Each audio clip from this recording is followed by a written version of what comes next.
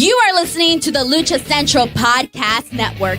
And now, LuchaCentral.com presents Masks, Mats, and Mayhem.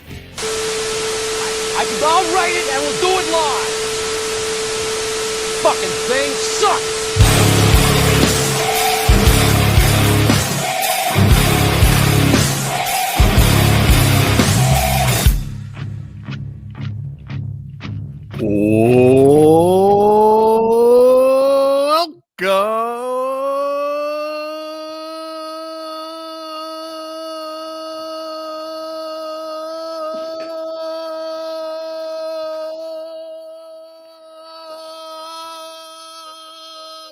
To another edition of Masks, Mats, and Mayhem. I am your host, Justin Outlaw Harvey. You can find me on social media at JustinHarvey75. You can, in fact, find the entire show on social media at MMMshow75. And speaking of which, what I need you to do right now, I need you to pick up your little handheld device, that little computer that goes in your hand, that 1 terabyte of joy that you doom scroll on all day long, and doom scroll your ass over to at MMMshow75 on Instagram. That is the IG, that is the Insta, whatever the heck you guys call it. Go over there, give us a follow on the MMM Show account. I just need a couple more people to come through there so I can do some more fun stuff for you guys over there. That's it. That's all. Not asking for much. Please, if you don't follow us on Instagram, follow us, share us with your friends. We have had a lot of fun posts this past week. We're doing some extra content over there, so definitely check it out and definitely give us a little follow. So me and Tony and Byron and even Meefloaf had a clip up today. Can you believe that? Meefloaf did extra work. Who's Meefloaf? He's got 1,700 children and day job and 3,473 miles away from me and still did extra work in the middle of the night. Love that guy. Anyway, these are my co-hosts over there. That's Steve Borden. Woo! The icon. Oof, don't do that again. Ugh. I don't want to do it 100%. I don't want to get copyrighted. At Byron Fever. Let's give a shout out to Ashley Henderson 7002, a new fan. Hi, hey. Fan. Why didn't you put her on the screen? Don't you have power? Don't you have administrative abilities? Okay, check this out. Administrative powers. Look at this. Administrative powers. Here's another one. Here's another one. Here's another one. And coming in hot all the way from Falmouth, England, it's Meefloaf! He looks, bear with me. I'm just happy. I apologize about the sound. Meefloaf! Hello, everybody. Right down there. And over there, that away. Here. At Tony Allen. Tony period. So you have to stop. Allen. It's Tony Allen. Yeah, I had a mishappening with my name in a meeting yesterday, so I'm gonna have to change that. Anyway, hi everybody. How's everybody doing? Yeah, so I got called Saint Allen, and I'm like, yeah, that's just a little too white. It's like they think I'm Byron's cousin or something. Well, what's the ST for then if it's not Saint Allen? I thought it was Saint.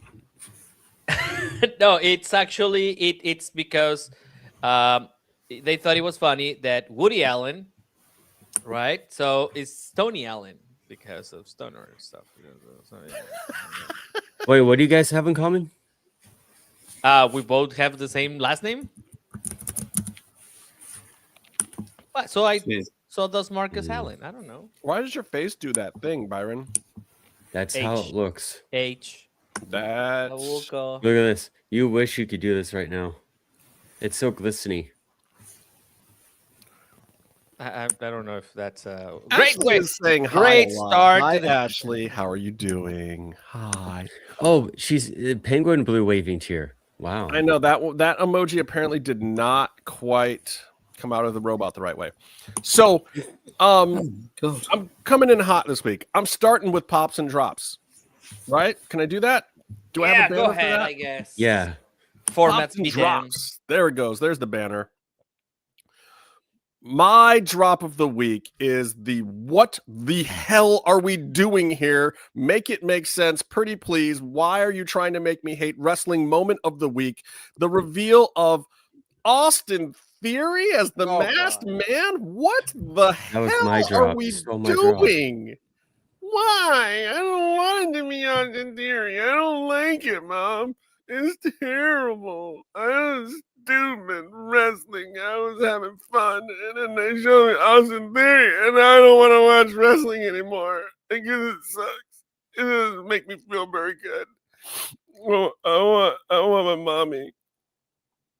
That's it. That's my drop. The Austin's Theory thing, like, we knew it was coming, but also it was like, okay, they know that we know that it's coming, and they know that we don't really want it to be coming. And then, like, we were all excited because it was like, ooh, maybe it's one of the Street Party Prophet guys, or maybe it's Rhea Ripley's cousin, or like anybody. Like anybody. Could it can't be worse. I actually like Austin Theory. Meefloaf will take me to task for saying this. Meefloaf, not a fan. I actually like Austin Theory. I saw him early in his career a few times, Mav Pro, some other places. I thought the kid was good, and I always thought, like, oh, that kid should be in WWE. And I don't mind the kid getting a push, but I think this does Austin Theory a disservice. I think the spot was made to be big. I think it got people excited, and people wanted to see something cool. And then all of a sudden, like, I do need a hug. Austin Theory is the masked man. Sucks.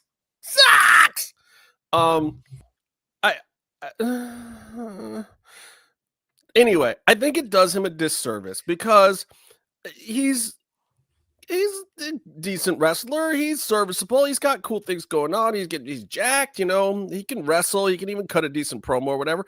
But like putting him in a spot that big and then having that reveal, it was like, and the crowd went mild. It was not, I don't know. You guys tell me what you think, but my drop of the week is absolutely Austin Theory as the masked man. I thought it was terrible. Terrible, as Charles Barkley would say. Terrible. I would say it's my drop because of who cares. That was my impression when it was him.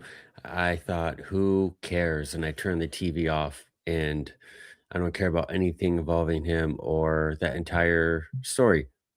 No offense to him, but like, you got a chance to do something cool, and you put someone who no one was excited about, no one was missing, you know, on your show. So, you know, it's whatever. It's not his fault.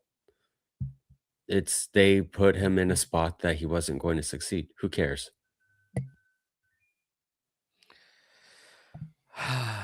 Meefloaf, tell me how much you love Austin Theory. I really want to hear what Meefloaf thinks about him on a very personal level. So I'll apologize because my headphones don't seem to want to Bluetooth. So, you sound fine, but can you hear us? Yeah. I'm just making sure it's not doing the whole thing back. When no feedback or anything. Sounds great. Cool. What do you think about Austin Theory, Meefloaf? You said you love him, like you wanted to have babies with him. Don't think I can say something. Please, no more babies, man. For liable. All I'll say is if you type Austin Theory and speaking out into anywhere, you'll find some information. It might involve underage girls. There we go. I think he's a terrible wrestler. You just made Byron disappear into Sting's titties. He's got no charisma. He's literally just the embodiment of. He's just a chiseled person with the most ridiculous teeth. I'm British and I'm slagging someone's teeth off. That man looks like something from Titan. Was it Titan? Actually, you have excellent Titan AE. Yeah, he looks like he should be swallowing humans. He's generally got one of the most scariest faces in the universe, and the problem is regardless of what I think, how do I put this? They set him up to fail. The whole thing, like WWE does at the minute, is they set up a stupid angle, and it was guaranteed to fail because there's a lot on it, and the whole thing with the Vision, like it's just one bad move after another with the Vision storyline, and it's Death Rider-ish. It's not the go away, fuck off, like we're tired of this shit, but it's just every single time they do something with it, it's a car crash. And then obviously Seth Rollins getting injured every 5 seconds doesn't help that. But like, yeah, Austin Theory being revealed and looking more like a sex pest than he's before is quite interesting. Okay, Tony. I'm just very happy I didn't see it live. You guys have to tell me about it. So I went to sleep, thank God. But did you see Daniel Garcia do his reveal with the black hoodie, and he was like, "Grr." Did you see that? It was the same thing, wasn't it? Grr. But like less cool. Whatever you thought the first one was cool level, whatever level of cool the first one was, this you was mean less. back in All in London?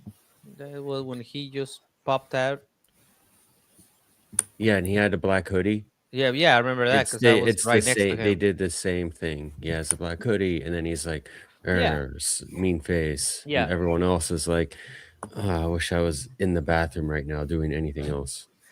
Yeah, well, my thing with what Austin did, what push number are we on right now? Is this 4? Well, are we including Vince pushes? Or Yes, we're including everything. I mean, Okay. it's just like, somebody must like. You would think that Vince really liked him, but apparently everyone. I'm just guessing. I'm just thinking he is super, like, cool to hang out in the back. He just like makes everybody laugh, and he gets everybody coffee and donuts before they go. Well, I guess he doesn't need donuts because he looks like made out of hand, but made by hand. But I mean, I guess he's just like super like cool to hang out with. It's just well, I mean, I've been around him a couple of times after shows, and he wasn't like life of the party. That was clearly Willie Mack, but he seemed like a decent whatever. I mean, he didn't try to. Oh, maybe I don't know. This is anything, the but... thing that we can think about. This maybe they don't like him, and they always put him in these situations when the fucking parachute does not open. It's just a giant rib, is what you're saying. They're purposely setting him up to fail over and over again. Because as soon as you guys told me about it, and I don't know who called this, I think it was me last week or like the week before. It's like, if it's Austin Theory, I'm just gonna. I thought he was gonna have a greater reaction to it, but I mean, we all know it's gonna be him. Unfortunately, everybody, yes, but it's like you can see that bullet coming from a mile, and still it's shitty when it gets to you, right? It's just, true, horrible. If anybody else have other drops this week besides the Austin Theory thing, is there other I have drops? Let's read Rebecca's comment. If people push Austin Theory anymore, they're going to get a hemorrhoid. Oh, that was very graphic. Drop. I don't know if I needed to put that in my brain. She didn't say ruptured hemorrhoid, so it's fine. She didn't say pussy ruptured hemorrhoid, and that would have been much worse. My drop is going to be Triple H as a booker. The shine has worn off, and I don't think he's done. I mean, you can debate. We'll probably debate the Cena thing a whole bunch, but you could also are we object? I mean, it's funny because on the show. I don't agree with how you got there, but because I'm black and a man, I have to agree with you overall. Yeah, but what I'm saying is, but I don't agree with how you got there. I'm saying like he's had a lot of misses or a lot of like not doing what needs to be, not getting what he needs to get out of what he's trying to do. But I mean, the Cena thing we can debate, but objectively, Gunther Walter is doing well at the moment. So at least that part of that equation is working. But we're gonna have to judge that a year from now. Together as one name. I mean, that's a very German thing to do, by the way. But he's Austrian. Well, I just Byron. I'm putting. I mean, the joke is funny if he's German. Why? I mean, it's an Austrian being identified as a German. I mean, I don't know if that's gone wrong before. Historically, I'll say my lawyer has advised me to disappear again. Wait, what? Oh, hola. Meef, can you translate this for me? What's it? Wait a minute. I'm trying to do something there, Byron. God damn it. Well, it wasn't me. Anyway, Jeez, that's my. I have a couple pops.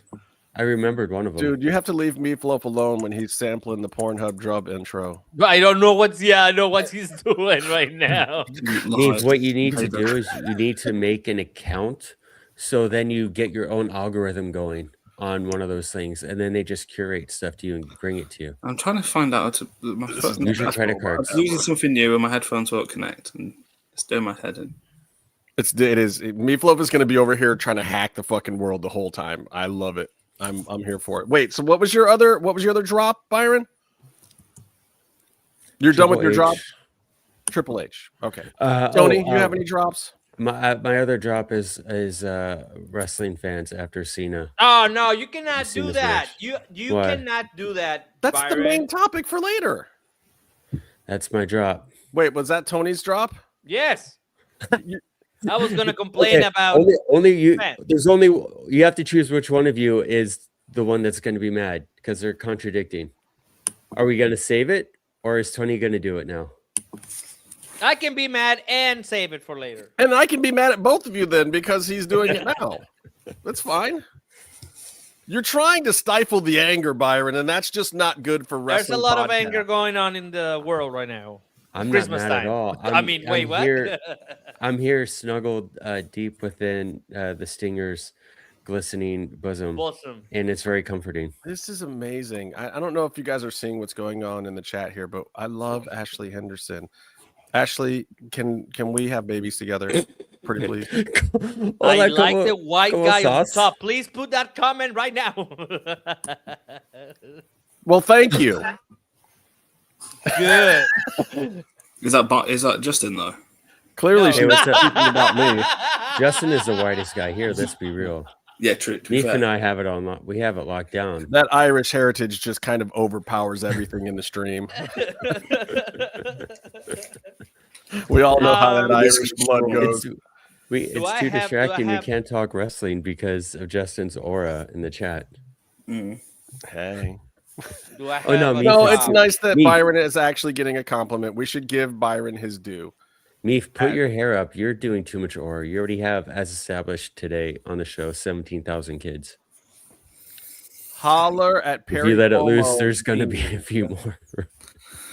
Is that what that says? Holler at Perry Cuomo's beans?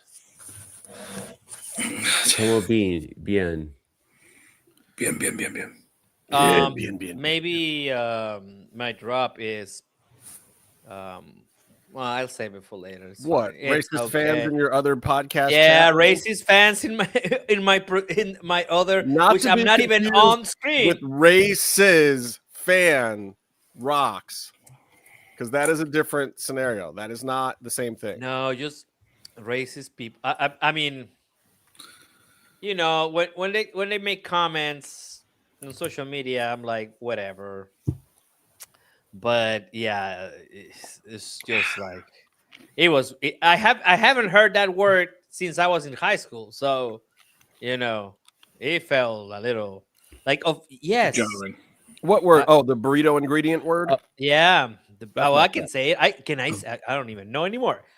But yeah, I got called beaner on my show the other day.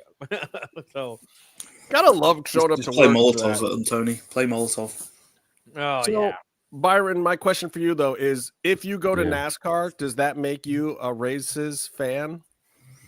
I have been to a NASCAR race. Oh fucking and see, it is Byron.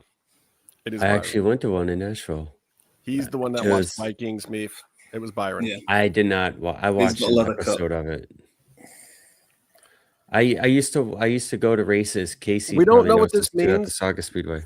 Sauce. Como sauce? Sauce. Is that French? Sauce. Close by. Oh, they had some tag team yesterday at NXT with like hockey. Oh yeah, what's up with those guys? Hank and Tank? Yeah, I thought you would love them. I was like, oh man, this is right up Byron's alley. He's gonna get that merch. Byron's not that belt that costs $700. But if Tank ever leaves, Byron could go in there and it could be Hank and Turk. It would be great. Just get rid of both of them and hire me and give me both of their salaries. and you'll make triple the money somehow. Byron, you're the one that pitched the whole hockey fights MMA league, right? That was your idea? No, I think that's really dumb. I mean, I like that's fighting a real thing hockey. now, isn't it? It is. I mean, you see all sorts of sport mashups. I like the rushing shit where it's like 15 guys in a like dodgeball court, like all MMA fighting each other at the same time, and there's referees just going, "Why did I take this job?" It'd be like one guy fighting like 7 dwarves. Tony, should we show him Boca Juniors versus River Plate? Wow. There was one that I liked that it was a boxing match, but it was inside of a phone booth. Oh yeah, I remember we passed that one around. That was funny. I remember one Nowhere that to is run. like in a car, and then like they're strapped to their seat belts. They're strapped to the seat belts, and then they have to take it off and then start fighting. That one, Casey sent us that one too, I think. Yeah. Meefloaf, do you have a drop? Do you have a drop this week? I mean, there's too many in there, to be honest with you. Everything's been a kind of question. I mean, Thea Hail had a drop. So Blake Monroe definitely did a drop. Which is okay, but that brings me to part 2 because that's actually my pop of the week. I popped for it, so I have to give it my pop of the week because I'm fine with it because I don't like Blake Monroe. But I'm a huge Thea fan. Mariah, Blake Monroe, whatever. I think she's actually super cool. Like she has pissed off plenty of people. Lots of people in England have lots of things to say about her. There's a couple of people in Japan that have things to say about her. But I genuinely believe that girl learned from some of the things that she may have done to rub people the wrong way earlier in her career.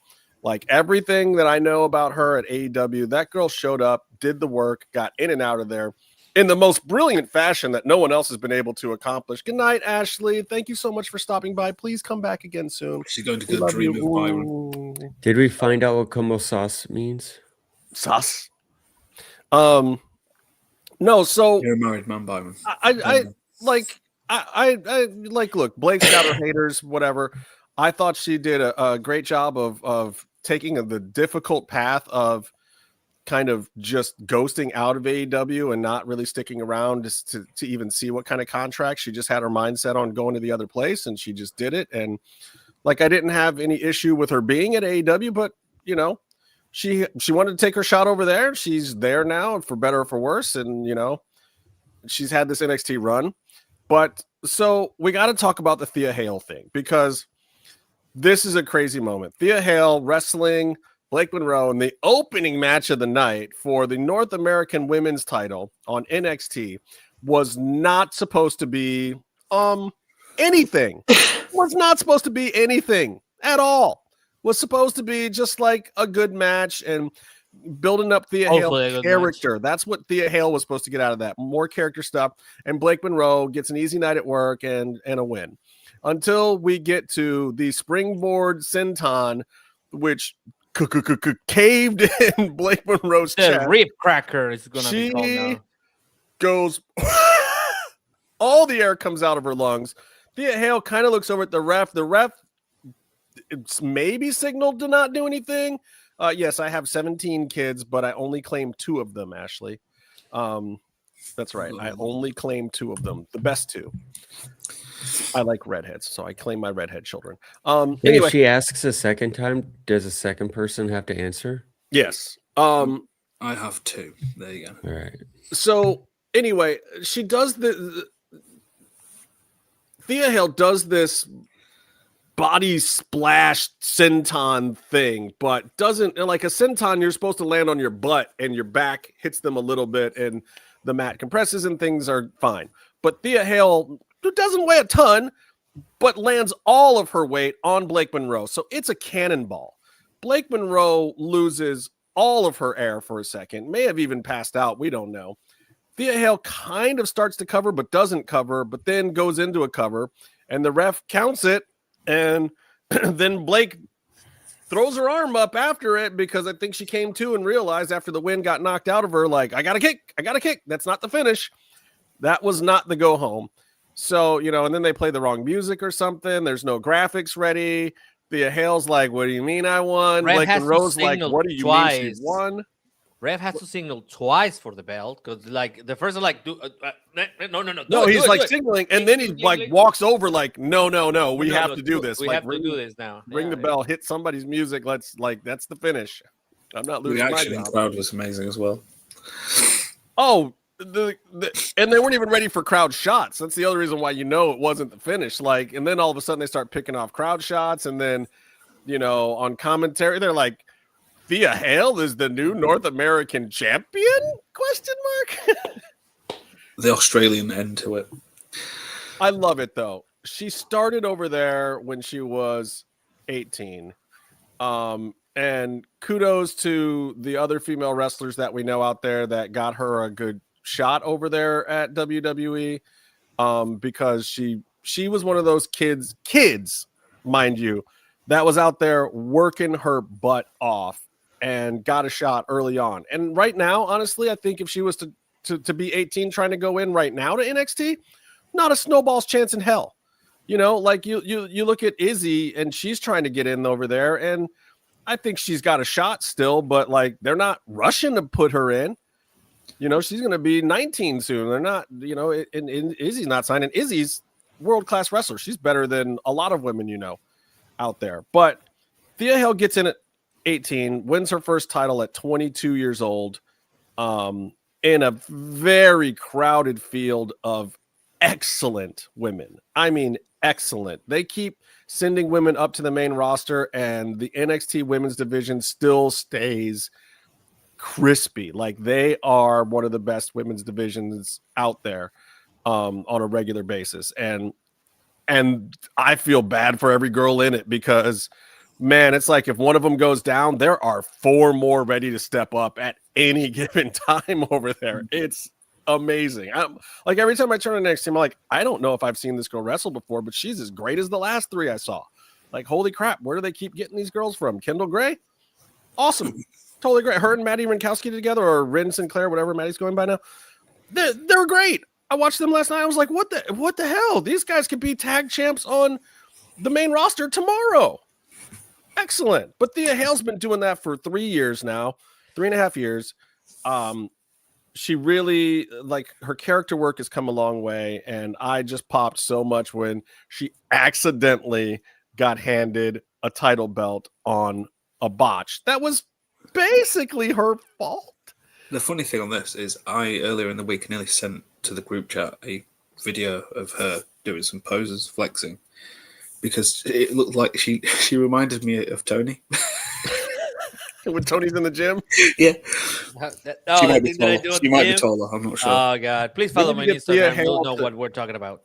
We need to get Thea Hail to come to your gym and dance with you. Daniel loves it. Daniel, thank you so much, by the way, for helping co-host. From going from riding to the venue in the back seat and not knowing anything about wrestling to actually coming and co-hosting our live watch-along of MMMshow. Guys, go back on YouTube, check it out. And Daniel, or should we say Dalvarado? It's Daniel Alvarado. I know, but I like to mash everybody's names up, like Tony Allen. You know, one thing that was great. Because I mean, it's crazy, right? He came in to watch Cena's last match. Just that's a crazy, like, going like, this is the first year he's watching wrestling, and your podcast premiere is John Cena's very last match. Very last match. That's crazy. Well, one thing I gotta say, and I think it was about a couple of months ago that I was complaining that the ref did not check the shoulder, or did not do the 3 count. I cannot complain about it anymore because they listened. They went with the 3 count because it is what it needed to happen. And you can see if you go back in the video, you can see when the 3rd one is coming down, he's trying to stop it all the way. He goes like, damn it, I gotta do it. And then right after she goes, yes. I mean, but it's too late. It's too late. And that makes me believe it even more. And also, this gives the opportunity. This gives the opportunity to it's like the 1, 2, 3 kid, right? I feel like that's a little bit like that, right? It gives that opportunity for somebody that is not expected to win a championship. That is not expected to Well, win. it doesn't the way the botch happened a few weeks or months ago. The ref didn't count 3, and instead of it being something that's interesting and makes you want to find out what happened, it just looked awful, and everyone looked embarrassing and bad. But to your point, what happened now is all of a sudden this is the most interesting part of the show.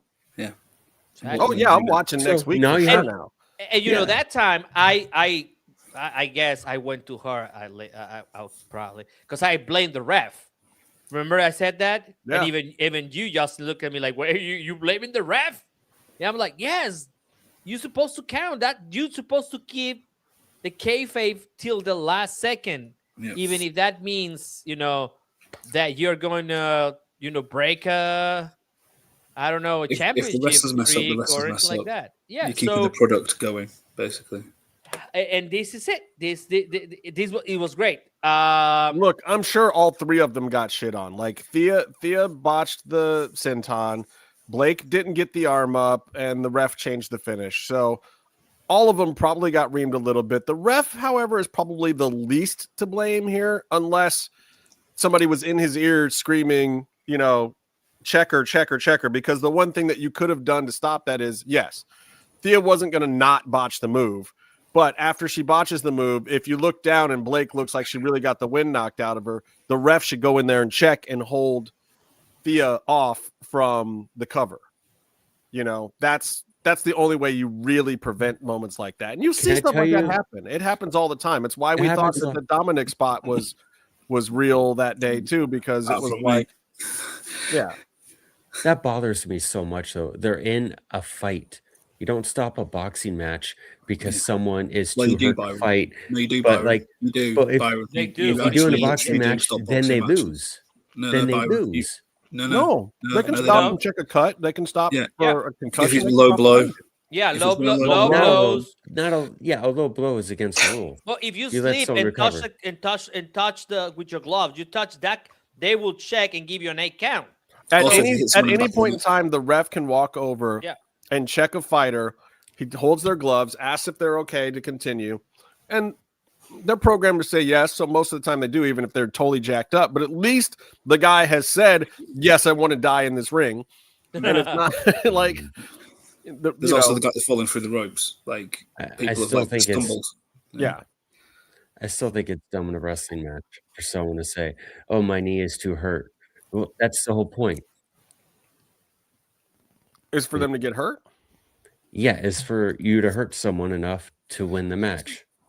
I mean, I don't disagree with that. I like my wrestling to feel like a certain amount of intensity, and but I also like to see my favorites continue to do their thing, so I don't want them to actually ever get hurt. No, I don't want them to get hurt for real. But to your point, like if she was hurt, yes, you could separate it and then do a 10 count because you got that possibility, and then you're out, and you're like 1. But also, this is one of the problems with some of the fast-paced wrestling that we see nowadays. Because back in the day, after any type of high spot like that, the cover was never that fast. It was always big high spot, unless it was Jimmy Snuka splash that he would go right into the cover. Like most high spots that came off of the second or third rope, and even in WWE for the most part now, but NXT and AEW both have these faster styles where you do a high spot right into the cover, and if somebody or something went wrong on the high spot, this kind of thing could happen more, By the looks of it as well, it looks like what was actually supposed to happen was it be turned into a crucifix pin. Possibly, and she was possibly supposed to lose. Because when she kind of does she's like reaching back. Yeah, it looks like she's trying to. Yeah, it's a really weird. She does like a shuffle. If you watch it again, and if that was supposed to be the case, maybe it was Blake's botch too. Like maybe she didn't position it right, because when you watch it, if she's just trying to do a senton, like why did she throw her whole body back like that? And maybe the reason she did was because Blake is supposed to catch her and rotate back into the pin. That's just actually my a first really good reaction when I observation. saw it. My first reaction when I saw it was that when you said it's been botched, like I thought, oh, they've botched the spot where she does that and then gets rolled into the pin, because it looked like Thea Hail was looking like searching backwards to be pinned. I mean, well, rather than actually reaching and whatever to was supposed to happen, the true nature of the botch is when Blakeman Rose's ribs said, "Help me." That is the only that's time pretty they much where it pin all like that really too. went wrong. Sorry, what were you saying, Byron? Sorry, that's the only time they pin like that too. It's Yeah, like a total foreshadowing or giveaway. so but I love that she's got the belt now. Like, Thea might drop it back next week so they can get their storyline back on track for whatever, because apparently, you know, and this is information I've sourced and other people have sourced, and it's out there now. It was absolutely not the finish. That is confirmed. That was, I don't even think anybody at NXT is trying to hide that. And like, casuals don't know, but almost every wrestling fan at this point understands that that was not the finish.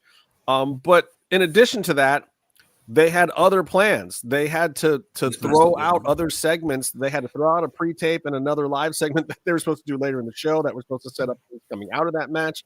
Like, they absolutely had to change creative because of Thea Hail winning with a botch. There's a really simple way out of it as well, like, not in terms of dropping it quickly, but just doing a quick storyline where it's like, oh, Thea Hail, she was never supposed to be champion, but she's champion. She's the scrappy underdog, blah, blah, blah. The cool thing is now they're going to have to improv whatever happens. And, you know, and I like that because that puts them on stress. And that will see if this becomes a diamond or they just fuck it up. And honestly, I think they should roll with it. And honestly, I think if you're a fan, watch it. Support the storyline. Support Thea Hail so that we keep getting more interesting stuff like this. Now, I don't want them hot-shotting every young up-and-coming kid that, you know, kind of deserves a chance, you know, but at the same time, every now and then, they should.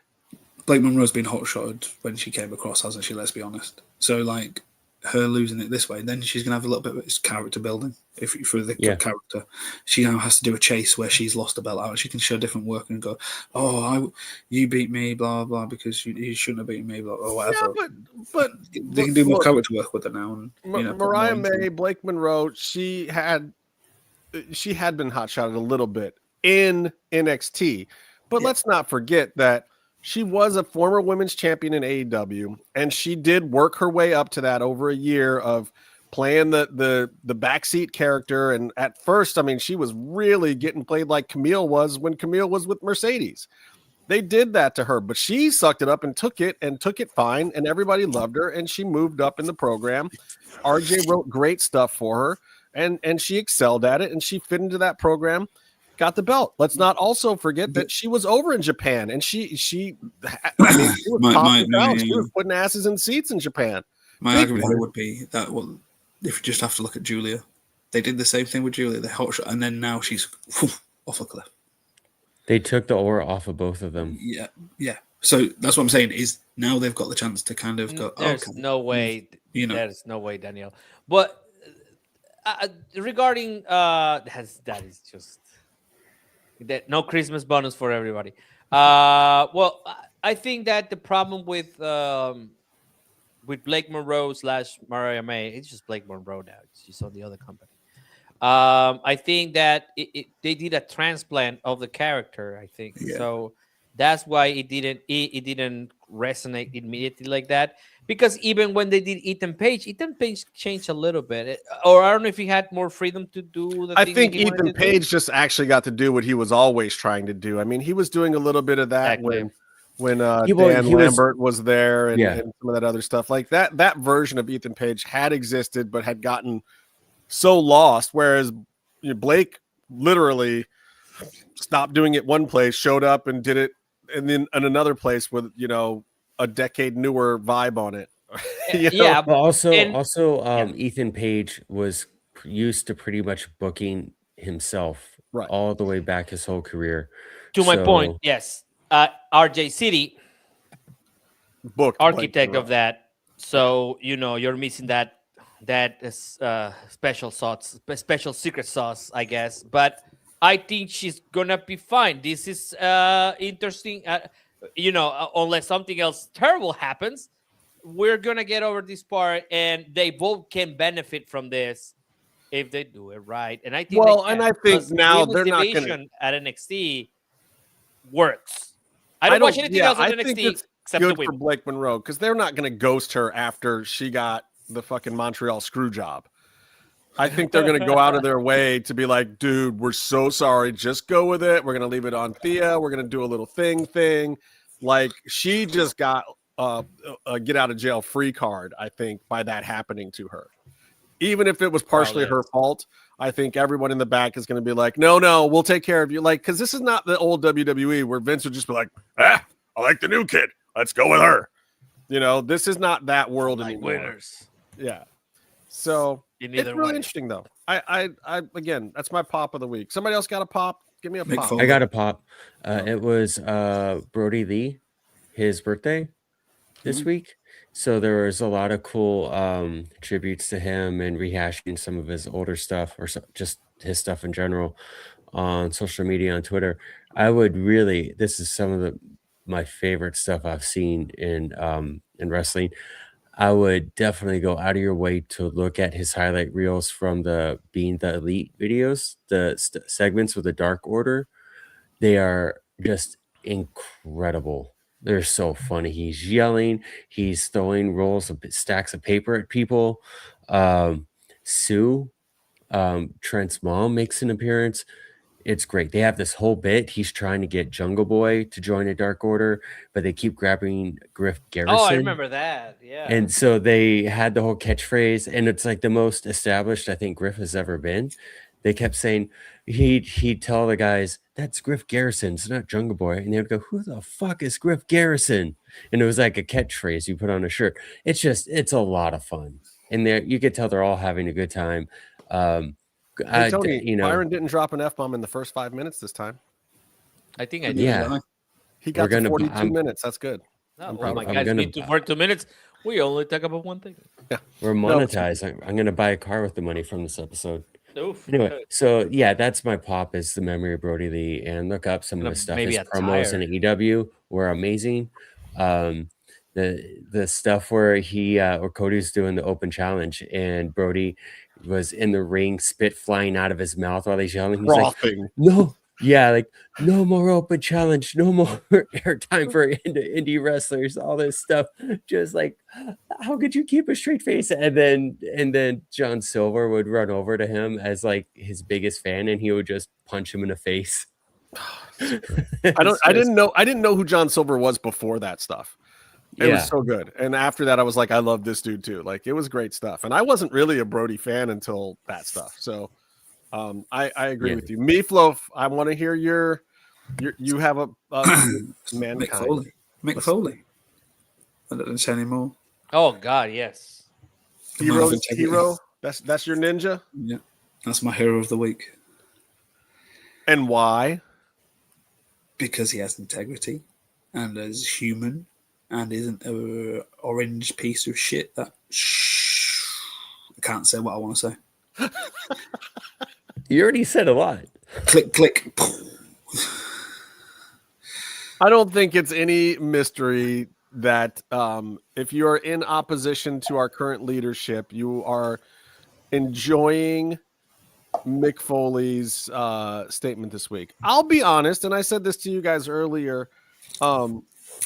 I don't know if I entirely get it. I get that Mick Foley doesn't need the money. I don't get the leaving WWE part. To me, it's like, Mick, they're stuck with you. So, yeah, say all the shit that you want to say, but why leave? You could force them on their own platform to basically platform your agenda, to say what you want. He still gets a platform without them, because now that he made that separation, he still is linked even more. I think it works the other way. I'll say this. Mick is still a wrestler. Mick is a genuine, kind-hearted guy, but also a carny at heart. Like, I've seen and talked to Mick Foley at the conventions when he was counting his money. And let's just say it was all the money. Like, the only person sitting on a convention floor that's counting more money than Mick Foley is Matt Hardy. Period. I don't care what anybody says. I don't care if you're fucking Ric Flair. You're not making money like Mick Foley or Matt Hardy. And don't get me wrong, Jeff's sitting at the table too. I just think that Jeff doesn't even realize that Matt's taking all of his money. But that's a whole other story. He's got kids to feed.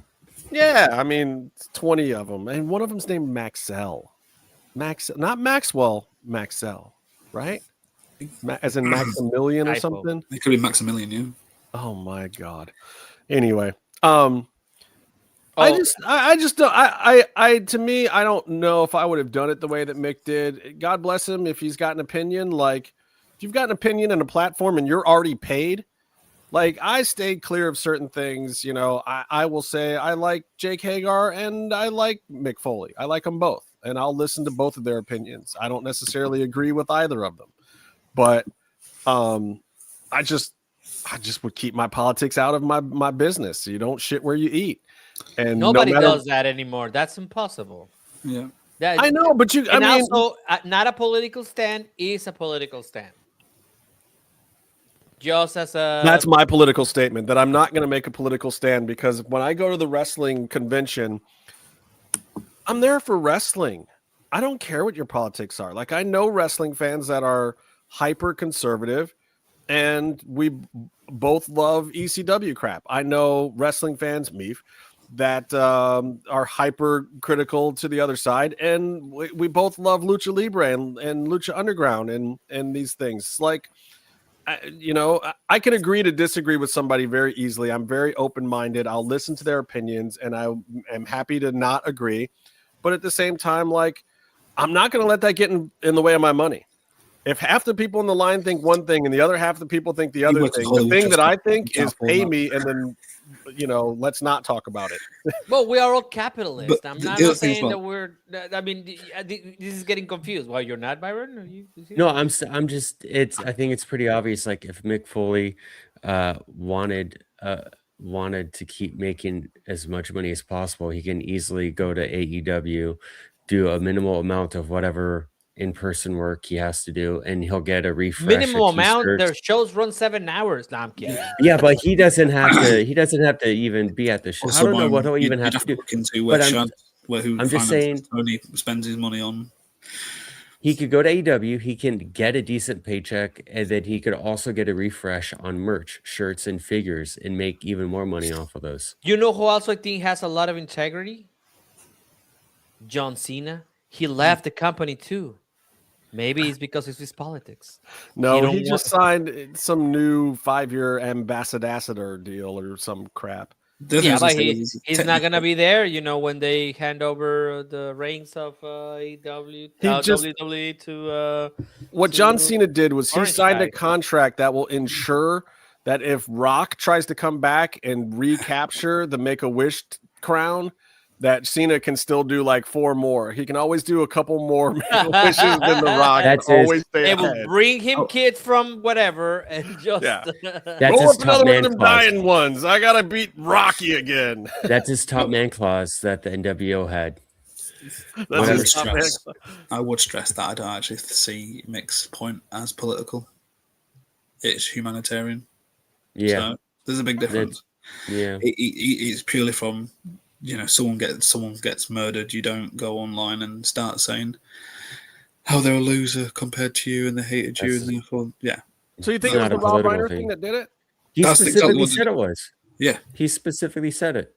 There's a direct that's what it was. Yes. Yeah. That was. I mean, obviously, you don't think he agrees with him politically anyway, but I think that was you just as a president of any country, you can't do that. Sorry. I mean, yeah, it was kind of a dick move. That's pretty raunchy. Tony, is this true? Yeah, it is. When is your birthday? On Sunday. Shit, he's only been talking about it. I don't. He's only been talking about it every single week. It's in my phone. No, I did. But I haven't gotten to the reminder for it yet, so I had no clue it was this. Yeah, we're doing a birthday weekend. We're going Top Golf. Oh, that's fun. It is, and then we're doing the Neon Night thing. And then I should rebook the Cody Rhodes interview. You're not coming? Oh, what? No, wait a minute. Tony, I'm going to celebrate. I'm going to celebrate your birthday next week. Oh, well, thank you. Appreciate that. Did pub golf make it to America? No, Topgolf is like a driving Mexico, range, brother. Yeah. but Oh, with food Jesus and booze Christ. and Oh no, that's not as fun. targets that you That's try not and as hit the fun. ball No. And don't into. we going to a Japanese karaoke on Saturday? You Google search pub golf. That's Pub much more golf. fun. Yeah. Okay, I will. And then on Sunday we're going skiing, even though there is no snow. So I was expecting Wait a some second. flurries. Does that mean what I think it means? No, you sicko. You Turn watch. Town Holiday. You watch a lot of AEW, I guess. You sicko. What? You're bringing up the rumors of the original Daily's Place parties after the show? No, what I'm saying is that the AEW is for the sickos. That's what the shirt says. It's Tony Allen, not Tony Montana. No, it's we're going to this place that do have skiing, but there's no snow. So they're just gonna have that mesh that they put on. Yeah. So I was expecting snow, but you still get pretty quick on it. Didn't happen. Thank you, Danielle, for bringing everybody's attention to my birthday. Right. You are I got to ask you a question. Being that anyone who has a birthday in December 20 anything, basically, how awful was your childhood when you got that combo birthday Christmas gift every fucking year? You got half the presents the rest of us got, right? My mom is visiting, so I don't know if she can hear this, but he was pretty fucking shitty. Listen. So this is how it went for at least 9 years. It was birthday or Christmas. Take your pick. It was like wait, and then my sister was born in January, but she still got Reyes, which is three ways man. Oscar de Reyes? No. Well, you're supposed to get like a gift because that's the actual Mexican tradition. You didn't get like Santa Claus. You got the three ways kings, and and she got both. I'm like, wait a minute, no. Something's going on. Something's wrong here. So after that, I started getting my gifts. So. But it was pretty bad for a couple of years. Yeah, Three Kings Day in the Netherlands. That's interesting. They have that. Well, we do have. I think the cake comes from the Netherlands. We just adopted it. Oh my God, there's a huge we have no controversy King's Day here. That's a whole different. No, do you get cake? Depends you get on tear who's gas. going to the rally with me. Let's go! Yeah. To the rally. Depends of if it's. But is it the gear or is it the cake? That's what I said early today. Nobody knows what I'm talking about. Anyways, Is it the gear or is it the cake? Yeah, that's what I was thinking. Wait, is it a gear or is it the cake? I don't know. I mean, I thought that was the new North American flatback champion myself. I was not impressed with that. I'm into a different thing, y'all. I'm just saying, into a different thing. Rebecca knows what I'm talking about, but I don't think she's here. Earmuffs, Rebecca. Earmuffs. Ashley knows what you're talking about. Ashley is programmed to know exactly what I'm saying. How can we put prompts in the chat to make it do stuff? Is that a real thing? I don't know. You're asking technical. Don't fuck with Skynet, bro. You don't want that. You don't want that. Always, when you use ChatGPT, always use please. Like always say, can you please write me, script for a movie? Okay. Don't have ChatGPT write you a script. Class. What do you And mean? It's Vought Piet, which is called Black Pete. That's all you need to know. Anybody else got a pop of the week? Tony, did you get yours in? Everybody's good? I had another one. I can't remember. So maybe I didn't have. Oh, Vince Russo showing up on Juggalo TV talking about. I had one, but I'm kind of blanking out right now on it. Well, I know what I want to talk to everyone about. Open your mind, Quaid. I want to talk about Quato, as Meefloaf mentioned it. John Cena tapping out with that smile. Let's talk about it, guys. John Cena, at Saturday night's main event, had his last match and had a banger back and forth kind of thing going on with Gunther, or Gunther Walter, as Byron likes to call him. And I thought it was a pretty good match. I thought that Saturday night's main event was really awesome. Yeah. I did a little piece on the YouTube over there. If you want to give us a follow at MMMshow 75, that sparked a bit of controversy. The one thing I have to make an addendum to that, he meant on the Instagram. He doesn't know the difference. Instagram, whatever. The one thing I have to make an addendum to is I didn't mention the Joe Hendry thing, and I thought it was really awesome that all of that young talent got on that show. That was Cena's whole point. Cena basically signed off on all the people that came on that show. That was, to Byron's earlier point, not a Triple H product. Yes, Triple H is still the head of creative. Yes, Triple H had a lot to do with it. No, that particular episode going down that particular way was not all Triple H's idea. He did not book that on his own. What he did is the lead creative said, John, what do you want to do for your last match? What do you want to do, brother? And John said, I want to put over some new talent, man. When I came in and I did that Kurt Angle thing, like, I got to give back. I want to do something like that. What do you like? What can I do? And Triple H said, I don't know. I mean, what do you want? He said, I want to be a meme. Your buddies, you want some NXT guys? Like, what do you mean new? Like, what kind of guys are you looking for? And then John said, well, this Joe Hendry guy, I'm not gonna fight him because I'm not a bitch, but at the same time, like, let's put him on the show. Let's make him do something. Yeah, you know what would be funny? Make the Miz put him over. Yeah, let's do that. Yeah, great. Who else you got? Awesome. Who else you got? Like, and they just went down the list and they came up with some people. They brought him over. I thought they did a really solid thing for Oba. That's my other pop. My other pop is hearing from other friends who are wrestling fans who unprompted told me, yo, Obafemi is the man. He's legit.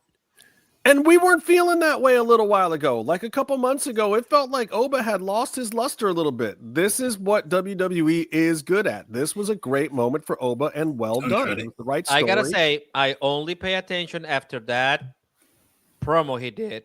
Yeah. With Cody.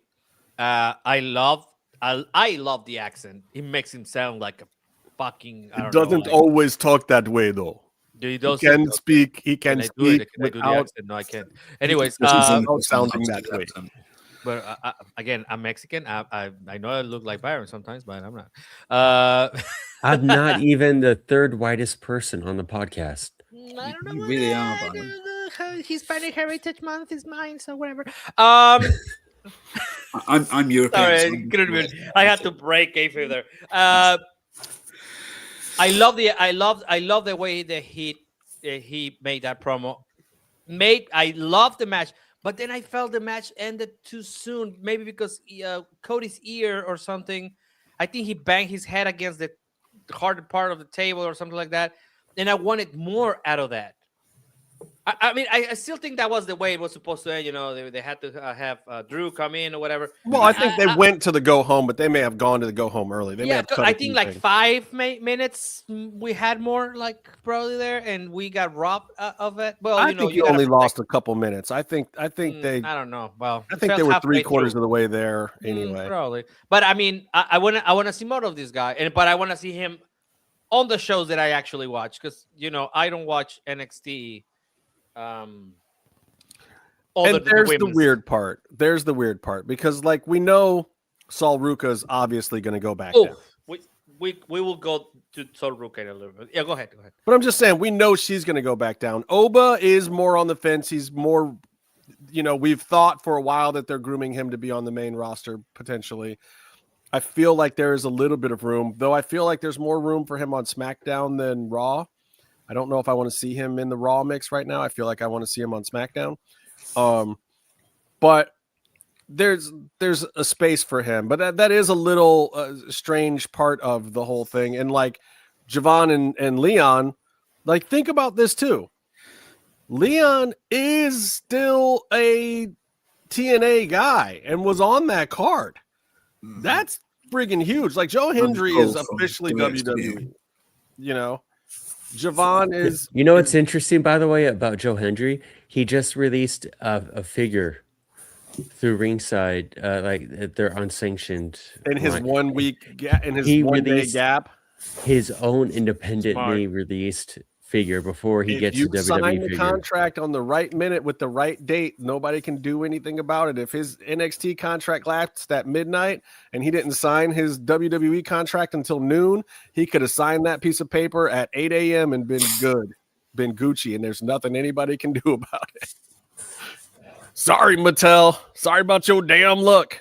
He's gonna be really that one match was not good. I think Meef is gonna go crazy on this, but AJ Styles. Oh, actually, Comatose really hated. I'm like, yeah, you cannot call AJ Styles trash, man. But I mean, he was not great. You know what I mean? Like, he called him trash. I'm like, oh, you gotta go easy, bro. Come on, relax. I'm gonna say this, and you can cut it into a clip if you want, Tony, because I'm not scared. AJ Styles was hands down the worst wrestler on that episode of Saturday Night's Main Event. He was hands down the worst. He had the only real botch of the evening off the rope. And somebody said to me, like, I think it was Jimmy, was like, oh, no, that looked like it was intentional or this, that, and the other thing. No, when he's going for the phenomenal forearm and the move right after it is the Styles Clash for the win, that's not supposed to be a botch. It didn't set up any storyline. There's no psychology to that spot happening at that point in time. And the announce team was just like, oh, he didn't get all of that one or whatever. You know, they did one of their quick cover maneuvers. And I'm going to just say that, and before that, AJ looked outmatched. But look, AJ's carrying more weight right now. He intentionally bulked so that he could perform better with the heavyweight, slower style of WWE. He's not an X Division guy anymore. And I get why they had him out there, and I get why they wanted him to be there to kind of put a light on these new guys that are leading his division over in TNA. And Javon is kind of like one of the NXT's version of an X Division guy. I get it. I totally get why AJ's there in that spot. But it also exposed AJ. He can't run with these kids like that anymore. And also, he doesn't need to. Like, I get that he was doing his part because John said, I want the leaders in this locker room all out here. I want Cody. I want he's out AJ, next too. I want Miz. I want my dudes out here and Bailey too to take my example and do what I do and put these kids over. So AJ was out there to do his job. But unlike everyone else, Bailey, banger, Cody, solid, you know, AJ looked outmatched. He looked outclassed by the younger versions of him. Yeah, I think that was the only weak spot of the whole card. Now, let's talk about Sol Ruca. Yes, please. I am very impressed. I became a fan with one match. However, and I know this is going to go... And you're talking about this match? You haven't really seen a lot of her? I hadn't seen anything before. Probably I had, but I don't recall. No, but that's great perspective because, like, I've seen 30 of her matches. So yes, I don't know. It did kind of blew my mind. The finisher is insane. And I don't think that's the cleanest one. Because I went back and watched other clips, and there's other ones that are a lot cleaner. Like it's just like the going down part is a lot cleaner, but. Yeah. Made me a fan. The energy was amazing. I think she has the whole thing. Like I rarely, like maybe Stephanie Baker. That was the only like that I'm like, oh God, that is amazing. Of course, Thunder Rosa, but I was about to say Jesus Christ. But the only thing, my biggest problem, and I know it doesn't matter because gringos, but. The name has to fucking change now. It literally means sunny old bitch in Spanish. Or it means my sunny old girlfriend. That's what it means in Spanish. I don't care how you want to twist it around. I don't know how they got to that name. It's almost like someone decided, like, because, you know, Sol, and then they were like, Rucker, because... Where is she? Is she American? No, she's Australian. There you go. So Australian Rucker is someone who fights. She's not Australian. She's not Australian? I thought Comatose was claiming her. Yeah, no, Sol Ruca's not Australian. Yes, she. Oh, come on. But also, she does look like she's about American? 3 minutes away from recording from songs Ontario. Oh, she's from Ontario. In Bolivia. Yeah. No, she's from Ontario, California, bro. I know her dad. Okay. I worked with her dad in the recording studios. Her dad's a horn player. He was in a bunch of ska and funk bands. Well, you gotta give him a call and be Which is the weirdest thing for me because I can't look at Sol Ruca and be like, yeah, she's hot or whatever. Like, I know her dad. I did not say that. although she is a very good-looking lady. She needs but a more my point believable is, finish. Tio Vic is a very big fan of Sol Ruca, and maybe hasn't ever seen her wrestle. I think that their name has to change. It even sounds like a trial name, like one of those names that what was her name? Jordan Grace was getting. Oh God. You the know Matrix what? one? I think what you're really Choosing saying is she Matrix? just can't work AAA dates. Well, of course, and I want to Just see her stand down there for here, but no, because this is a global company, and there are 500 million people that speak Spanish, and most of them are Mexicans, and we are gonna give them. Any of the SoCal people holler at us, because if I'm not mistaken, I've heard Ruca used differently in SoCal than other places, and I think she picked it up thinking it meant something in the common vernacular from SoCal that is not what it means to anyone else. Is this? It does trickle down. Is this like the equivalent of like people getting Chinese, Chulo. like Mandarin? Yes, that tattoos is the on same thing. That's exactly it.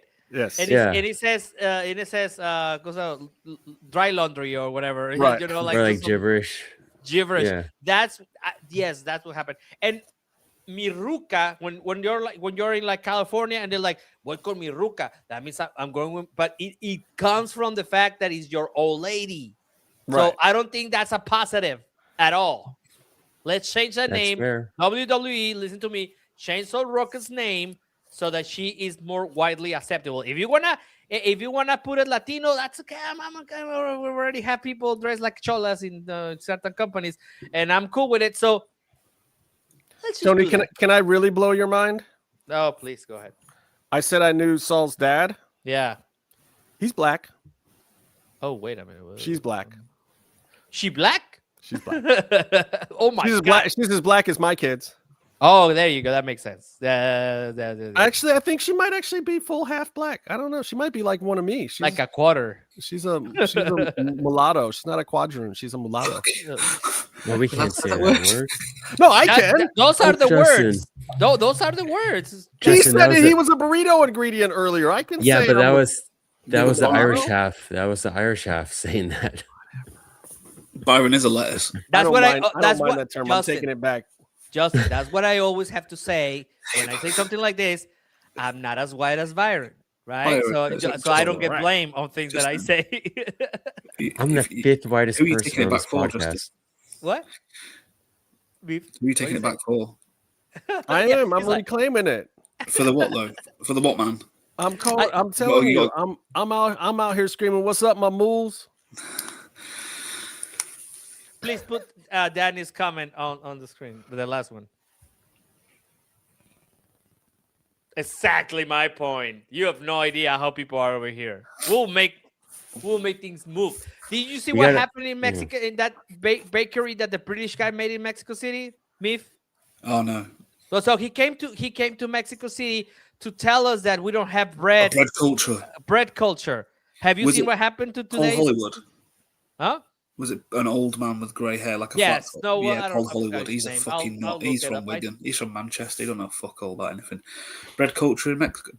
Right. Let's we can just get into pan dulce if we want to do that. Because That's my the why fucking, would you the fucking bread debate with that piece of shit is the fact that it's to do with croissants, not actual bread. Now, if we want to go down that aisle, then shitting hell, pan dulce is literally there's 10,000 different types of pan dulce. Right. Richard Hart, that's the name of the guy. Well, I don't know. that's how he's like. That's how that's how his bakery looks like right now. Yeah. Yeah. Good. They just went after him. Yeah, Yeah, good. of course. So So I get it, Saul. I get it. But also, glad you got to see her because I'm a fan. I want to see more. And yeah, I'll I tell you. still Okay, think it's a so lot here was crazy my girl. criticism Shop of master. her, and I got into it big with, I think it was Gabby LaSpisa. I was talking to Gabby LaSpisa and Thunder, and Thunder was like, "Oh no, she's good." And my whole problem, and other people have agreed with me, was she didn't have the Vince thing. She didn't have the ruthless aggression. And my issue with her and Kalani Jordan also, I'm watching them and the suspension of disbelief margin was too high at a certain point. I feel like Kalani still doesn't get over that bar sometimes, but I feel like Saul finally figured out how to get over that bar, how to make it look like she's an acrobat. She did not come into this from a wrestling background. She didn't come into it from a fighting background. She came into it from a dance gymnast kind of thing. And she's also, by the way, not actually a surfer, even though her character is supposed to be like surfer, California surfer girl. She doesn't surf. It's the best thing about Sol Ruca. She's black and she doesn't surf. She probably doesn't like water at all, y'all. Anyway, and I can say that because fuck water. What, don't surf? Fuck swimming. I'm kidding. I'm actually a registered lifeguard. But anyway, so she had this issue where it was like the clotheslines didn't go all the way through. The punches didn't look, like punches. It looked like she was waiting to set up the next Cirque du Soleil thing that she was going to do.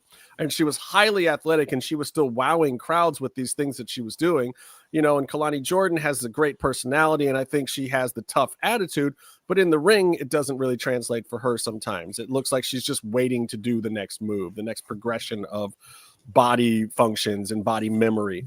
And Saul had that issue for a while. I didn't see any of that with Bayley. I don't know if Bayley brought it out of her a different way. And honestly, she's been great over in NXT in her last few matches in general. I think she just got above that threshold. I don't think that makes her ready for the main roster. But clearly she cracked some of the puzzle, kind of like what Maxine is doing now, which, by the way, I got to mention, even though that doesn't fit into one of our topics, Maxine goes out there and puts on the Josh Barnett Catch Wrestling 3000 special out there, and the crowd was like, huh? Poor Maxine, I can tell, she's been in the gym trying to figure out all this stuff, and she's doing this mat wrestling and catch wrestling, and she's calling moves on the fly. She's doing all of the things, and the crowd just did not give Where's the worm? At all. They did not care. And it wasn't bad. It just... This is one of the things, you can learn everything about wrestling, but if you don't put it into a storyline that makes sense, who cares? Nobody cared about that match. And Maxine has been over the last few weeks. You've heard us praise her. You've heard everyone at WWE praise her. That was poorly booked on Raw. Whatever they did to her set her up for failure this week because the crowd could not have cared less that match was even happening. With the vignettes, I think they needed to do a lot more. Keep them coming in, and then have something happen where she's backstage and she actually just turns. Yeah, they need her to turn, not the heel, but they needed to show that character. Right? No, she can stay on the Austin side. Look, Austin. Everything Stone Cold Steve Austin did was a heel move, except he did it for you. He did it for the hell yeah. Are you going to give me a hell yeah? Do you want me to do this? Do you want me to drop a truck on five guys backstage and kill them in a bloody mess? Hell yeah. The bully slaps her, says, oh, you're a joke, you're a nobody, blah, blah. And then she actually kicks the shit out of her. And it's like, oh, shit, she's real. Yeah. That's the easiest thing in the world. Literally 3 seconds. And Saul needs a little bit of that too, was my whole point. All right, I got a new thing this week, guys. I got a new thing. Actually, I'm still not there yet. Byron, I got to ask you a question. Oh, God. Why the fuck do you have a problem with the finish of the John Cena match? Oh, God. What is your major malfunction? What is wrong with you? We were jumping the gun there, bro. You we haven't even talked about it. Yeah. Do you not understand wrestling? Are you that dense? So the thing is, he just mans with pets. The thing is, John Cena wanted to come back and do this run. John Cena had to pay extra money to get insured for his TV and movie projects so he could do this run. It meant that much, and he put his money down for it. And also, you factor in his career, he can do whatever he wants, and I'm fine with whatever he wants to do. Personally, I thought it was cheesy.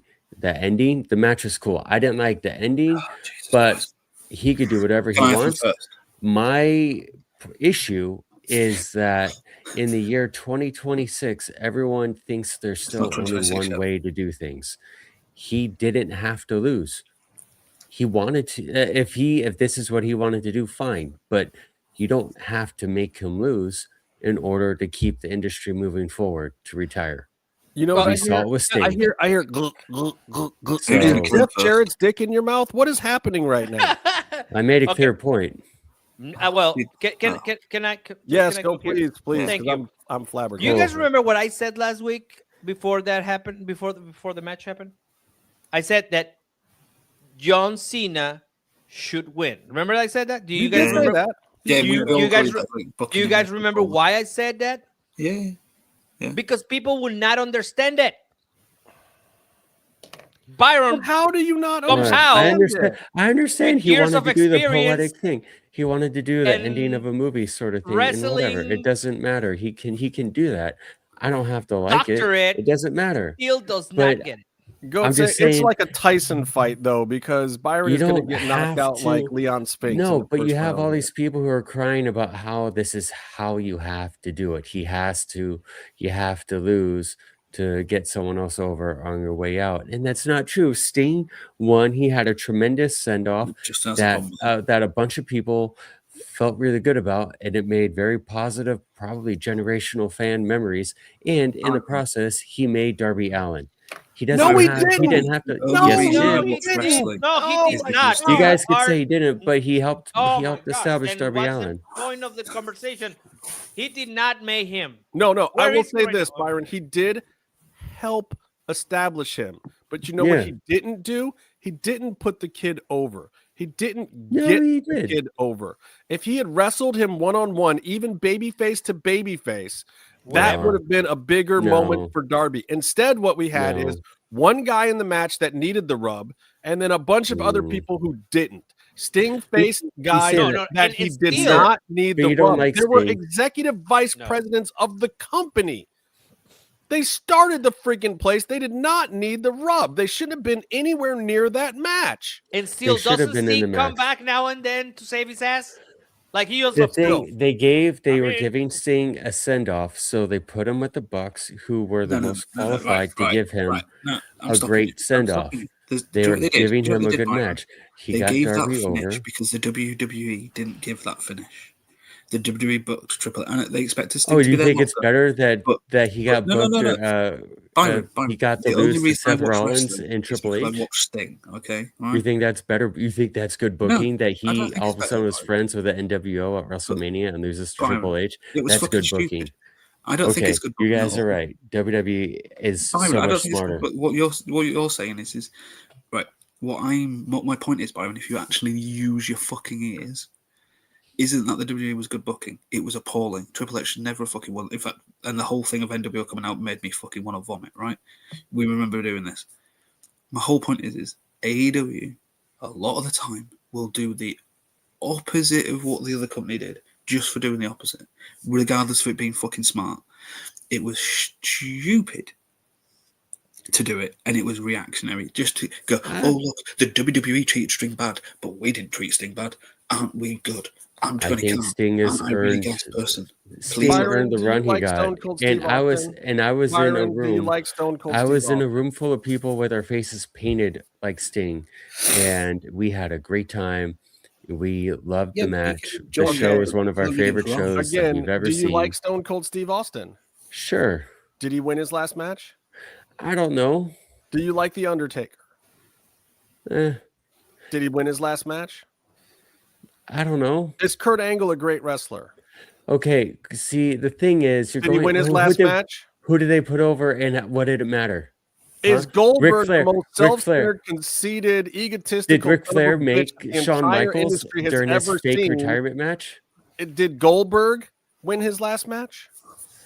I want Goldberg to lose every guy match that insisted on winning 97% of his career. Did he win his last match? You can't compare Goldberg to Sting. I don't like Goldberg. I want him to lose every match. That's not for Sting. Well, to be honest, you cannot compare Sting. I already addressed Ric Flair. Flair win any of his last matches? I already addressed Ric Flair. Who did he put over? Who did he make? What was it worth? And also, Ric Flair is one of the ones who can do whatever he wants. He can lose his next retirement match. Next one. Okay, so Undertaker. I will say this: Sting. No, just let me do this. Let me do this, Byron. Sting, John Cena. Sting goes on a retirement tour. He does what? A little bit of something with FTR, brings Darby along for the ride, gives the Young Bucks a little bit of a rub, and then goes out with a belt around his waist that they have to start a tournament with, and actually lowered the standard of one of the AEW main belts. That's on one hand. On the other hand, you have John Cena. I don't agree with it lowering. Who dropped the title ahead of the end of his run just so the title wouldn't get in the way on purpose. He didn't. He has a gratuitous title run to get the record. Gave you that feel-good moment of finally winning the IC championship, and then made his friend's kid a star by putting over Dominic Mysterio. The Dom thing was cool. And then goes into his last match and builds an entire card of uplifting new talent and using the storyline that it is important that his generation and the more experienced wrestlers make new stars. He said this in every public interview that he did. And then on the way out, lets Gunther tap him and smiles cinematically to the camera like, I'm good. I'm at peace, people. I'm doing this because cinema, apparently. Cinema Gunther didn't actually tap him out. Gunther didn't get him. Gunther didn't earn it. Cena was like, Cena gave it to him. Cena gave up. Yes, Byron. He gave the tap out to Gunther. Gunther didn't take it from him. We understand Gunther didn't take it from him. But Cena gave it to him. Have you ever played Red Dead Redemption Gunther 2? is the affirmative action champion now. What? He was given something. How does this happen?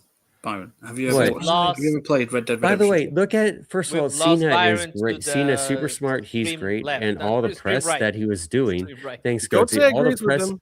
Yeah, so all the press he was doing, it's great, and creating Goatsy the toilet card flushes the wrong direction. It doesn't matter if he agrees with you. They drink Foster's. Cena is super smart, he did great stuff with the last card. That's awesome, and the Dom stuff was great.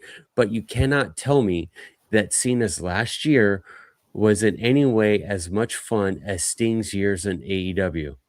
His AEW time was way more fun and way better booked. Cena's thing had moments, but all along it was not done well. You know what? It's what he wanted to do, and I'm happy for him, and he gets to do it. But look, I think Sting showed that here's what I'm going to tell you. Here's what I'm going to tell you. Sting showed there's another path in this now in wrestling. Let me tell you this, and this actually might prove a little bit of your point, Byron. So let me say this. I already proved it. What I remember from John Cena's last run is one of the best heel turns of all time. Everything that was after it was shit, but the actual heel turn moment was good. We talked about it. Remember that moment. We'll all remember the same visual of it. People will remember it and people might even remember it more because of how poorly it went after that. But gonna remember it. Also gonna remember his heel match against babyface Cody Rhodes. Absolutely gonna remember that. Gonna remember the AJ Styles match. Yes. Absolutely going to remember that. Going to remember him putting over Dominic Mysterio. Maybe more so than Gunther, to be quite honest. Wait, when he did his PWG match with Cody, was that heel and face, or did he turn back already? That was they had a stinker, and then that really good one. The heel match was the bad match, because he basically just walked over Cody Rhodes. Right. But then they did have a really good one. Yeah. WrestleMania, no. And then I will remember the Gunther thing because, honestly, part of what's going to make me remember it too is the fan reaction. But that's exactly the point.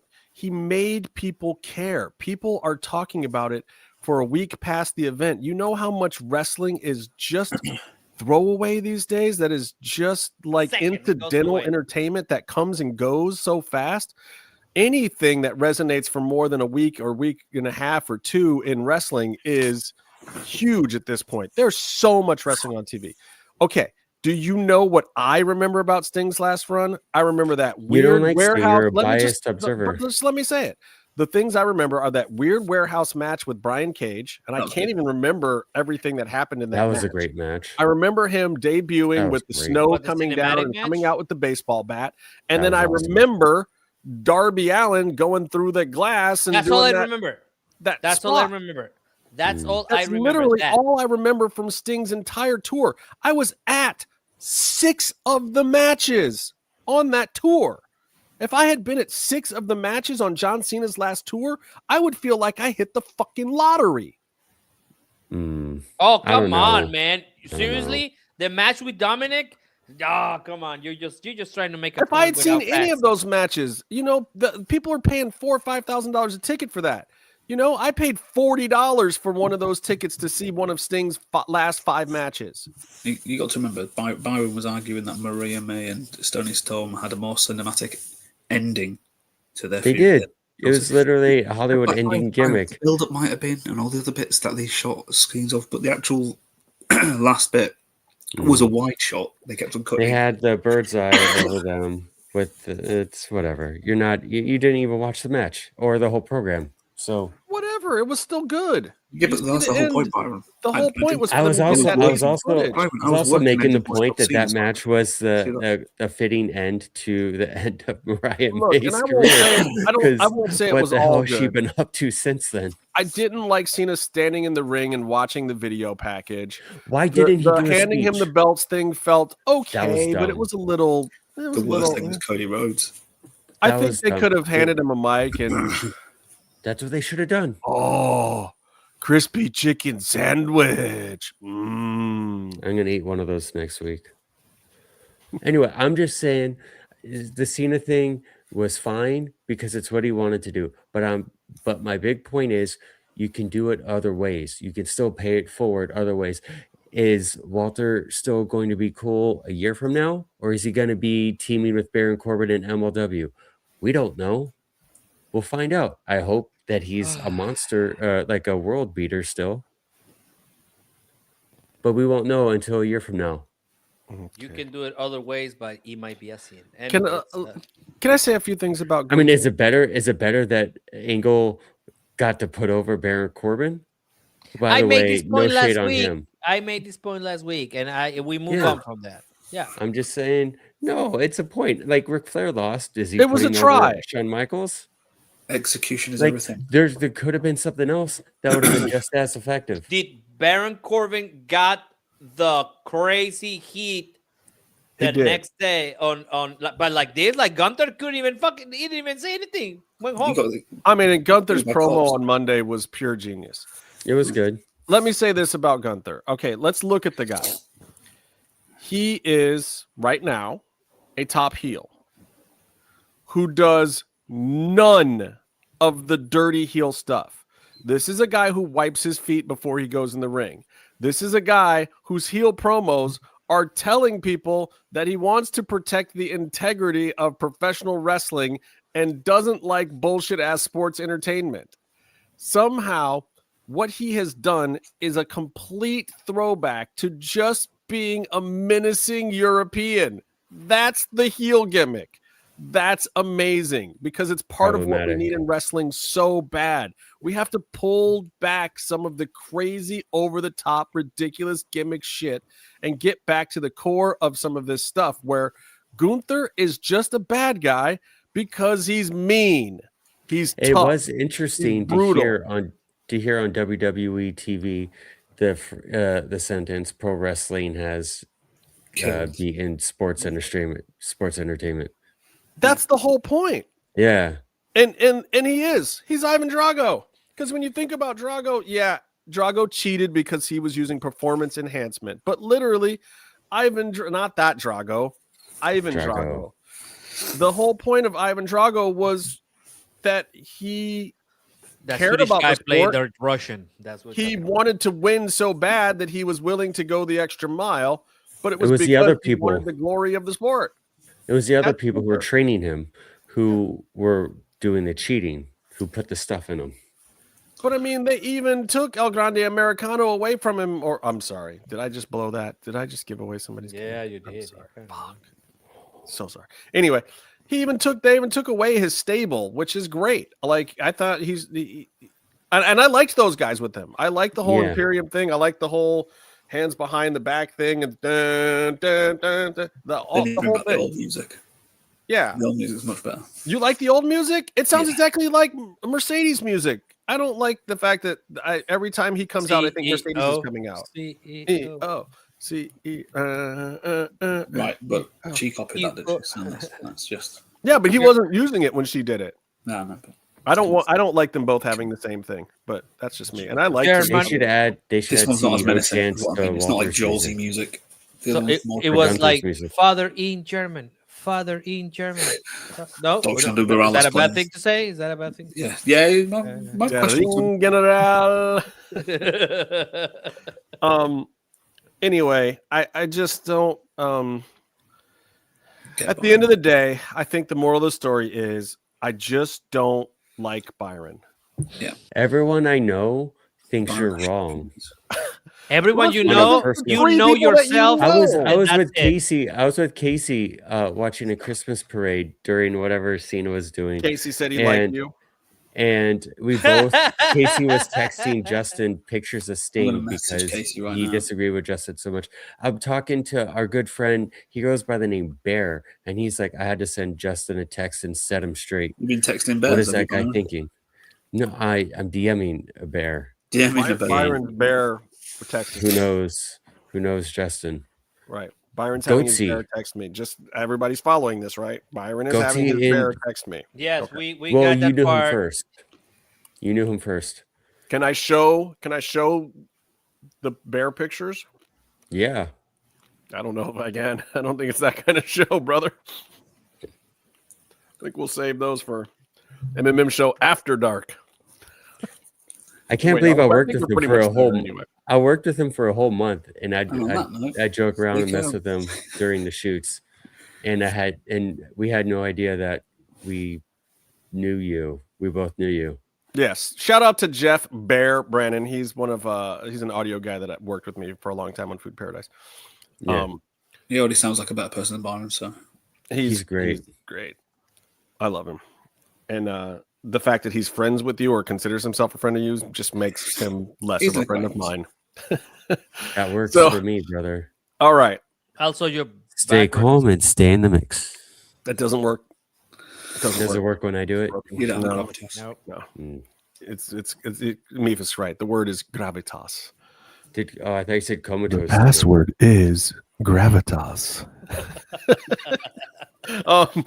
So the moral of the story at the end of the day is honestly this: John Cena's last match was a picture perfect ending to a phenomenal career. So stupid. That saw Smiling. A man who came in as a prototype break all of the prototypes and all of the stereotypes and become the last real champion that we're going to see for quite some time. I know you hate me right now, Byron. It's fine. Moving on. We got a brand new segment. You had to throw a prototype. It's so cheesy. I know. Thank you. I appreciate that. I appreciate how cheesy you think that was. All right. What was I going to call this segment? How much more do we have left? Byron's a dumbass. I'm making a banner for this because it needs it. Random thoughts. Like the show isn't random enough. Do you want my random thoughts? Really? No. Yes, about wrestling. Random thoughts about wrestling, Meefloaf. It has to be wrestling related. Or Lucha Libre. Or Strong Style. When they have a showcase match, I have a pop. I have a pop. We are in random thoughts, man. What the? So MJF, he came back today, everyone knows, and he tweeted something like, I remembered you're all fucked because he comes back and now he's in title mix. And then Alicia Atut posted a selfie of herself not smiling, and she wrote, WTF Maxwell, you told me we go on a honeymoon after you were done shooting the movie. Can I tell you a secret, Byron? They're running a gimmick that she keeps pushing their honeymoon to go to Dynamite. It's not a gimmick. Now, just like other things in wrestling, it is pre-planned, but it is not a gimmick. They actually decided at the beginning of the year, they kept trying to set up a time when they were going to do it, and they kept looking at the schedule, and they kept both getting better and better opportunities for shit that they have actually decided to push their honeymoon, I think, a year or something ridiculous or whatever. You'll get a week off at some point. They did shove it down the line. But, okay. Since you brought it up, before I go to random thoughts here, let me turn the fucking banner on. Oh, now you're going off topic. Wow. No, I'm going to your topic that you just brought up because I don't want to neglect AEW. We have to talk about the fact that the title picture is stop playing with his nipples. It is a family show. God bless America. For you audio listeners, Byron has a picture of Great American Sting behind him, looking all jack and swole. Ukrainian Sting, actually. He's all and greased he's up rubbing too. his nipples. It's like this. gross. By the way, his image is backwards on the broadcast. So No, I fixed it. It looks right. says, there. wow. no, Women I'm looking of at it right now wrestling. on my bigger other Fucking monitor. the C's the wrong way around, Where's Byron. the You thing? know. Mine says, looks fine. wow. Yours still looks backwards. So Women No. of wrestling. Anyway, so the three contenders in the three-way championship match all come out. Samoa Joe cuts a little bit of promo fire. He does his little thing. He's feeling all sweet tooth from Twisted Metal. Not bad. Swerve comes out. New music. Meh. Yeah, there we go. I like that better. Even though I hate Crow Sting. That's Metallica Sting. That is Kiss Sting. yeah, it's working out. It is good. Oh, It is stop good. touching his abs. That is so gross. Stop Let, feels let, violating good. him. Byron, let him The get through texture the feels interview good. bit. Oh, so nasty. So Swerve comes out and he does his thing, and Oh, Nana's he's a there. perfect. And He's a perfect height right now. I think we should change Swerve's name to Swole Swerve or something. He looks big, doesn't he? No, Swole- he's hard body Swerve now. He took hard body Wolverine. Harrison's gimmick. Yeah. Yeah. And that was pretty good. I was interested. I was feeling the fire. Then Hangman started talking. And let me be clear about this. Hangman seems like a great dude. I like a lot of what he stands for. Seems like a guy I definitely want to go out and have a beer with, just chill, kick it at the bar. I Maybe miss some that guy that rum. used to drink on the. I think that was better. Yeah. His He drank part of the last week. promo tonight just absolutely made my crotch itch. I'm sorry, Adam. Like, that just wasn't it, brother. It wasn't it.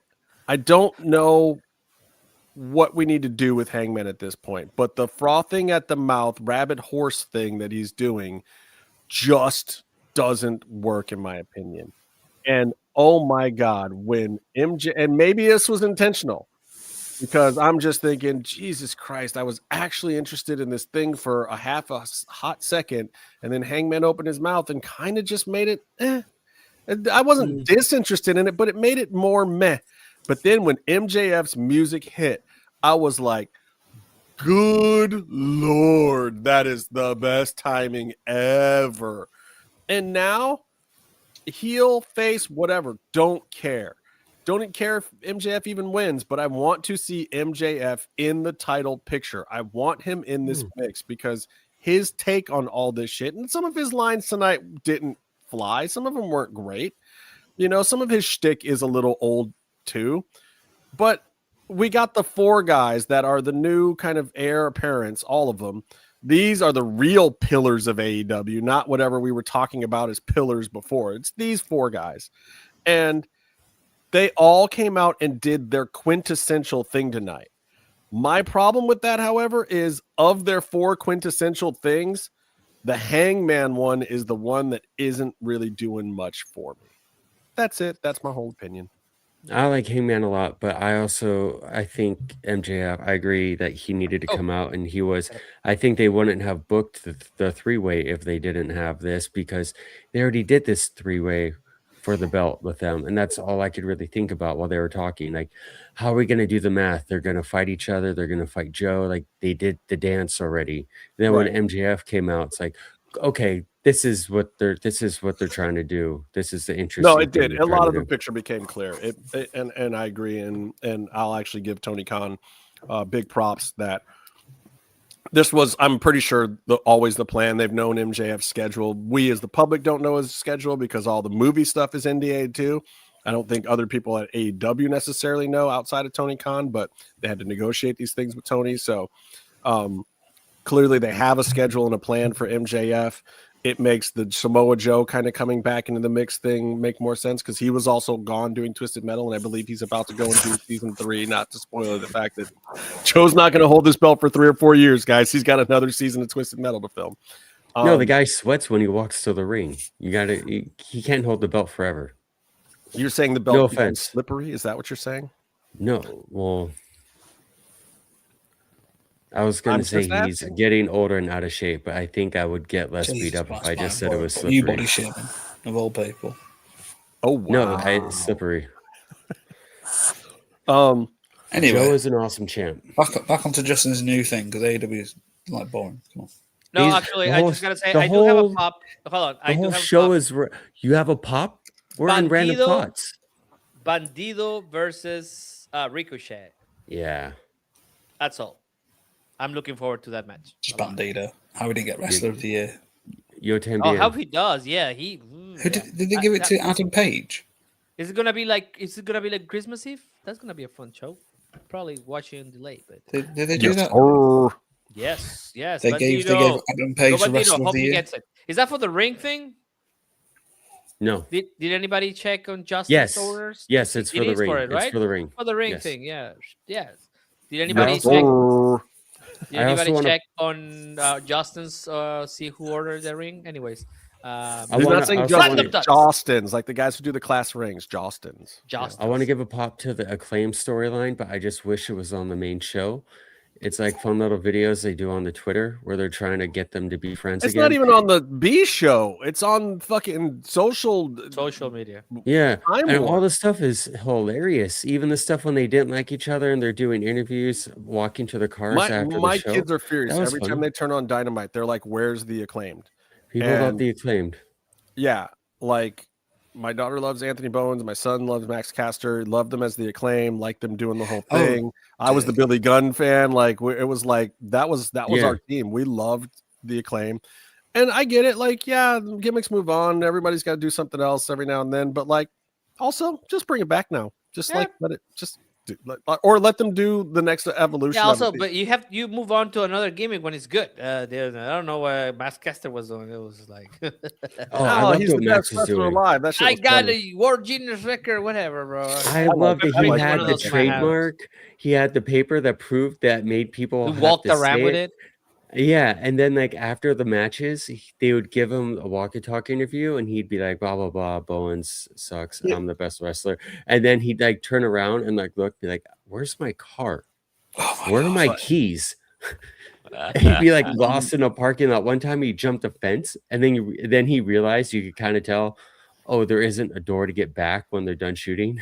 It was so funny. They were having fun. You Which know? is part of it. Like Wrestling wrestling should be fun. This is why our truth is over. Like sometimes you just go with it.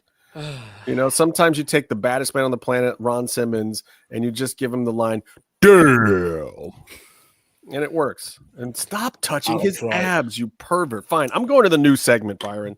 Oh, you're so Let's go gross. home. So gross. Okay. Let me wait. Now I got to do this Oh my again. I God. got to go back to banners Oh, and I yeah. got to do this. It's time for Mats and Mayhem's random thoughts. The entire show. My random thought today about wrestling, Meef. It has to be about wrestling. My random thought today is Mercedes Moné actually changed one of the stigmas about Sasha Banks. Sasha Extra Banks muscle. was the perennial next day belt loser of all time, and no one thinks that about her anymore. In fact, now what they think is, God damn it, when's she going to drop some of these belts? Now, Red Velvet did pick off one of them, thank God, so maybe we're finally going to that, but it wasn't, actually it was kind of the next day. I'm totally wrong. My random thought sucks. Do you want my random thought? It's not about wrestling, but it is No. interesting. It is Okay. interesting. Okay, I'll give you You've already a ruined the news it's segment. interesting Go for it. fact. This is great. Interesting fact of the day. But There it we was so random that it was not a thought. go. Poinsettia, which the famous Christmas flower, originates from Mexico, and We call them poinsettias over here, by the way. Spanish, when they got there, they decided that they loved them so much they started using them around the altars of the birth of Christ, and then it was a guy called Joel Roberts Poinsett who took them to America, which is why Oh yeah, because they became always steal the names of. And I'll try the Nahuatl word for it is Quetzalcoatl. Okay, There we go. look it up. That's been butchered terribly. But God bless you for even trying, because I wouldn't have gotten even that close, Meefloaf. Yeah. Couldn't get on there. Nahuatl. Quetzalcoatl. Oh, No, the X isn't. Quetzalcoatl. Quetzalcoatl. I did quite well with that. Guys, you don't speak Nahuatl in your daily No, life? you did great. Of course I did. I speak Tarahumara. What the hell are you talking about? I purposely am actually learning to speak. Yes, I can tell you're actually He's learning to speak. It's the TL on the end. Of applause. It's a TL. It's hard. It's hard for even for Spanish speakers. Very hard. Tony, do you have a random thought? I have a random thought. Well, there's been some rumors out there about a friend of mine that I produce a podcast with. That it's Thunder. No. The other friend that actually has a rose on her. So there's there's a rumor out there that Nyla Rose is pregnant, and I am here to break news and confirm she is pregnant. What? And the we're hell? gonna have a not a baby shower, but a Nyla shower. Think about that any way you want, and it will be on the first podcast of Take the Time in the new year.